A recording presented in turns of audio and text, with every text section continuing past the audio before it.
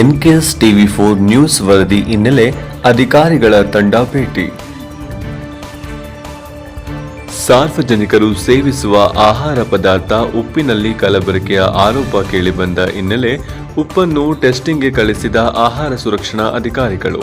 ಹೌದು, ಗದಗ ಜಿಲ್ಲೆಯ ಲಕ್ಷ್ಮೇಶ್ವರ ಪಟ್ಟಣದಲ್ಲಿ ಸಾರ್ವಜನಿಕರು ಸೇವಿಸುವ ಆಹಾರ ಪದಾರ್ಥ ಉಪ್ಪಿನಲ್ಲಿ ಜೀನನ್ನೇ ಅರಳಲು ಕಲಬೆರಕೆಯ ಆರೋಪ ಕೇಳಿಬಂದ ಹಿನ್ನೆಲೆ ಇದನ್ನು ನಮ್ಮ ಎನ್ಕೆಎಸ್ ಟಿವಿ4 ನ್ಯೂಸ್ನಲ್ಲಿ ವರದಿ ಸಹ ಪ್ರಸಾರ ಮಾಡಲಾಗಿತ್ತು.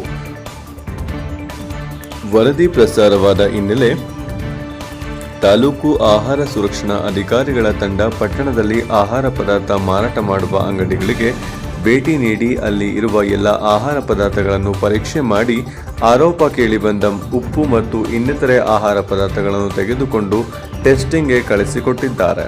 ಸಾರ್ವಜನಿಕರು ಸೇವಿಸುವ ಆಹಾರದಲ್ಲಿ ಆರೋಗ್ಯಕ್ಕೆ ಹಾನಿಕರ ಅಂಶ ಕಂಡುಬಂದರೆ ಅಂತ ಆಹಾರ ಪದಾರ್ಥ ತಯಾರಿಸುವ ಹಾಗೂ ಮಾರಾಟ ಮಾಡುವವರ ಮೇಲೆ ಸೂಕ್ತ ಕಾನೂನು ಕ್ರಮ ಕೈಗೊಳ್ಳುವುದಾಗಿ ಆಹಾರ ಸುರಕ್ಷತಾ ತಾಲೂಕು ಅಧಿಕಾರಿಗಳಾದ doctor Subhash Dayagowda, doctor Pavan Pande, doctor Dattukumar, doctor Ganesh Ravi Koppada ಅವರು ತಿಳಿಸಿದ್ದಾರೆ.